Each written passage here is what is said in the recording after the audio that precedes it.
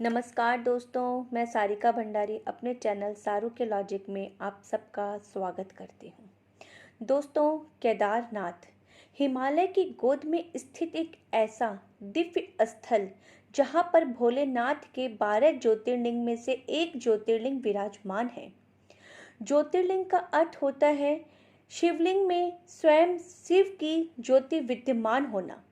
दोस्तों, क्या आप जानते हैं कि केदारनाथ ज्योतिर्लिंग को जागृत महादेव भी कहा जाता है। आज हम इस वीडियो में आपको बताएंगे कि केदारनाथ ज्योतिर्लिंग जागृत महादेव क्यों कहा जाता है। आज हम आपको महादेव के परम भक्त की एक सच्ची घटना सुनाएंगे, जिसको सुनने के बाद आप स्वयं जान जाएंगे कि केदारनाथ को जागृत महादेव क्यों कहा जाता है। बहुत समय पहले की बात है, एक शिव भक्त ने प्रण लिया कि वो केदारनाथ ज्योतिर्लिंग के दर्शन करेगा और मन में भगवान केदारनाथ का नाम लेकर पैदल ही निकल पड़ा। लगभग 2 महीने की पैदल यात्रा कर शिव भक्त केदारनाथ पहुंचा तो वहां बर्फ पड़ रही थी और ऐसा लग रहा था कि मंदिर बंद है और वहां पर कोई भी नहीं है। आपको बता दें कि केदारनाथ धाम के पट 6 महीने के लिए खुलते हैं और 6 महीने के लिए बंद हो जाते हैं।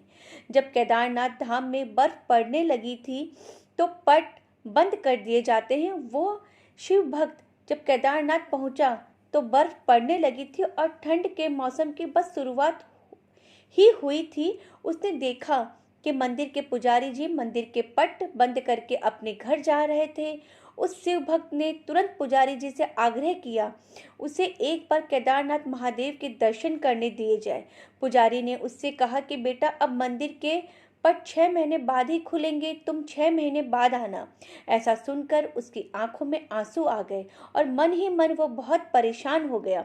उसने फिर से आग्रह किया और पुजारी जी के पैर पकड़ लिए और गिड़गिड़ाते हुए बोला, मैं बहुत दूर से आया हूँ, 2 महीने पैदल चलकर, मुझे महादेव के दर्शन करने दो पुजारी जी। पुजारी जी ने एक ना सुनी और कहा, अगर दर्शन करना है या तो 6 महीने बाद आना या 6 महीने यहीं रुक जाओ, लेकिन इस ठंड में और बारिश में तुम यहाँ एक रात भी नहीं रह पाओगे। वापस लौट जाओ, हम पट नहीं खोल सकते। पुजारी जी के जाने के बाद वो शिव भक्त निराश होकर मंदिर के बाहर बैठकर रो रहा था और एकाएक उसने ये मन बना लिया कि वो दर्शन कर किए बिना यहाँ से नहीं हिलेगा। उसे महादेव पर पूरा विश्वास था और यकीन भी था कि प्रभु कोई लीला जरूर दिखाएंगे।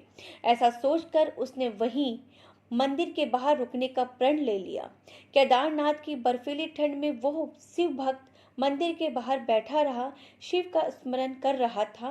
रात होते ही ठंड बढ़ गई और अब उस जगह पर किसी मनुष्य के लिए एक पल भी रहना कठिन होता, पर वो बैठा रहा। रात को एक अघोरी बाबा उसके सामने आए और उसे कुछ खाने के लिए दिया और वहां पर आग भी जला दी। अघोरी बाबा ने शिव भक्त से कहा कि तुम बहुत थक गए हो, एक काम करो, मेरे पास कुछ खाना है, उसे खाकर आराम कर लो, मैं आग जला देता हूँ।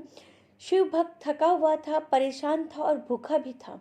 उसने खाना खाया, आग की गर्माहट में उसे नींद लग गई।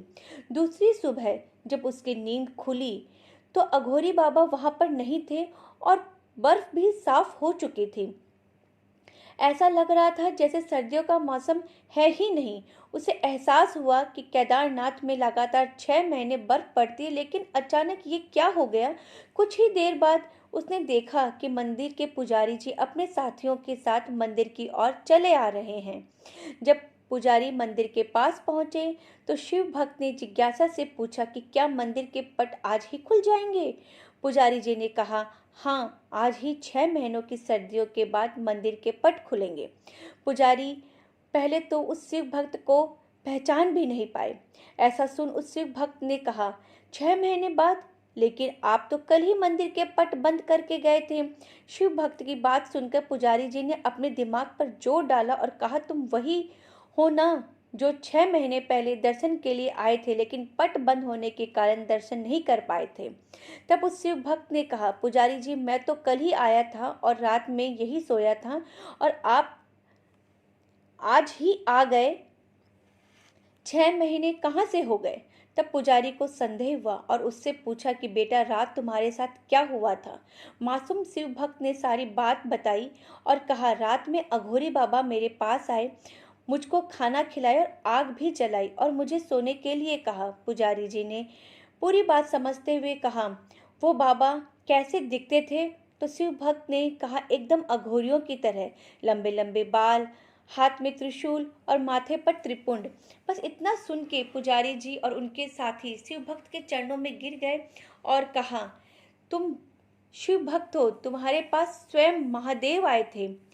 उन्होंने अपनी योग माया से तुम्हारे 6 महीने की एक रात में परिवर्तित कर दिया। यह सब तुम्हारी सच्ची भक्ति के कारण ही हुआ है। इतने वर्षों में हम में से कोई भी शिव के दर्शन नहीं कर पाया, लेकिन तुमको महादेव ने साक्षात प्रत्यक्ष रूप से दर्शन दिए और तुम्हारी रक्षा भी की। दोस्तों, यही कारण है कि केदारनाथ को जागृत महादेव भी कहा जाता है और अपने भक्तों को बहुत ही जल्द महादेव दर्शन देते हैं और अपने तीर्थ पर आए हुए लोगों की रक्षा भी करते हैं। मेरी सभी शिव भक्तों से विनती है, यह वीडियो को सभी शिव भक्तों तक जरूर पहुंचाएं और कमेंट बॉक्स में मुझे जरूर बताएं, आप इससे पहले जागृत महादेव के बारे में जानते थे या नहीं।